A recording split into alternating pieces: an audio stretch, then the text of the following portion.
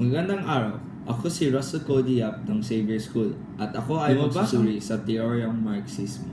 Lumabas ang pelikulang Snowpiercer sa Hunyo 27, 2015. Ito ay isang action sci-fi film na dinirekta ni Bong Joon-ho at isinulat ni Kelly Masterton. Pinagbida ito ay ang paboritong superhero natin si Captain America.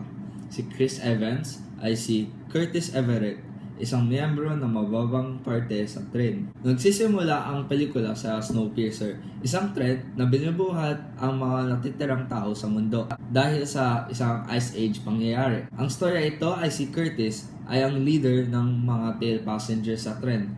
Nagpaplano siya na isang pag-aalsa para puntahan sa pinakaharap ng tren at piligin yung makina ng tren. Sa paglalakbay nila, Curtis papunta sa harap ng tren. Nakasalubong niya ang maraming mga problema na kailangan niya harapin para makamit ang layunin. Ang pelikula nito ay nag-focus sa class struggle. Yung tail section ng tren ay ang pinakamahirap na parte. Doon, sobrang limitado ang pagkain nila. Kain nila isang protein bar na pangunahin sangkap nito ay insekto. Kadiri. Passengers, this is not a shoe. This is disorder. This is size 10 chaos. See this? This is death. In this locomotive we call home, there is one thing that between our warm hearts and the bitter cold. Clothing? Shields? No. Order. Order is the barrier that holds back the frozen death. We must all of us, on this train of life, remain in our allotted station. We must each of us occupy our preordained particular position.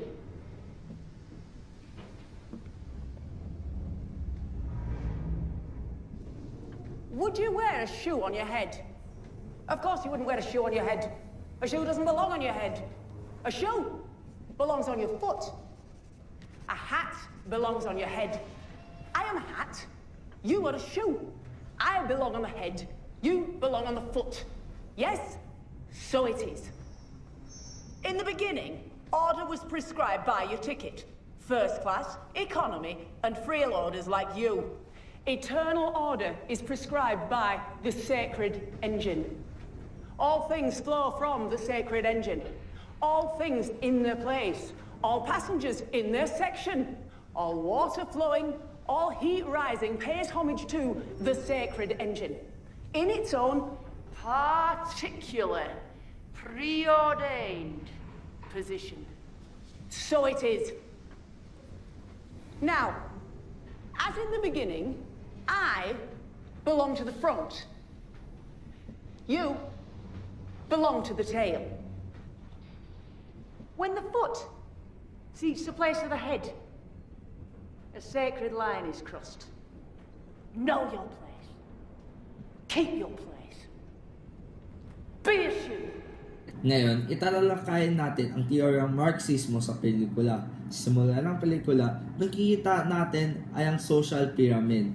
Ang mga peasants ay kumukuha ng malaking bahagi ng populasyon. Sila ay ang tail section ng tren. Pangalawa ay ang working class. Sila ay ang mga gwardiya.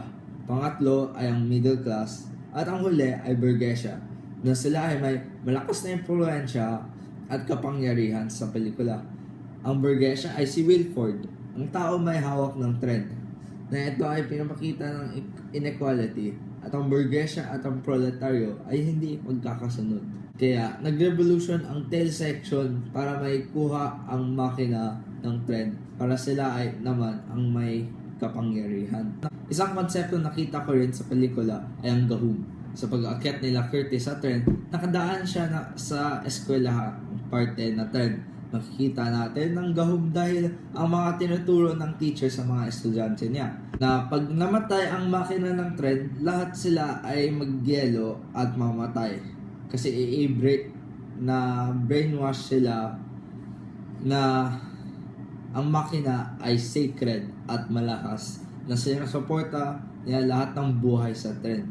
dito, hindi lang sa estudyante makikita itong ideolohiya, pero makita rin sa sa lahat ng pasenhero ng tren.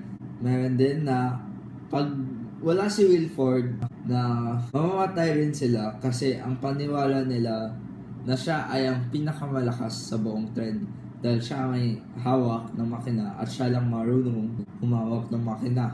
Makikita rin natin ideolohiya sa Snowpiercer. Doon ang paniwala nila ang makina ay ang sacred at pinakamalakas. Isip rin nila na nawala ng buhay sa labas ng tren. Yelo na lang makikita mo sa labas. Doon sa pinakita ko na video, makita natin ang ideolohiya ng tren na sabi ni Mason. Itong ideolohiya ay kumakalat sa buong tren dahil sa itong paniwala na force ang mga tao na tumitira dito sa tren. At sobrang negatibo ito para sa mga train section na tren kasi sila ay ang sapatos. Hindi pwede ang sapatos maiikit sa ulo. Ito na lang ang lipunan ng mga tao. Sila na lang ang natitira para sa human race. Ang ekonomiya naman ay kontrolado. Maaari natin sabihin ang pelikula ay isang Marxismo dahil makita natin na mga panimulang konsepto ng Marxismo na sa Snowpiercer. Habang pinapakita ni Bong Joon-ho ang Marxismo, pinapakita rin niya na magaling itong sine dahil inilagay niya ang perspektibo sa mahirap. Itong pelikula ay iba sa mga karaniwan na sine na pinapanood natin. Upang tapusin itong pagsusuri, bibigay ko ang rating ng pelikula. At ito ay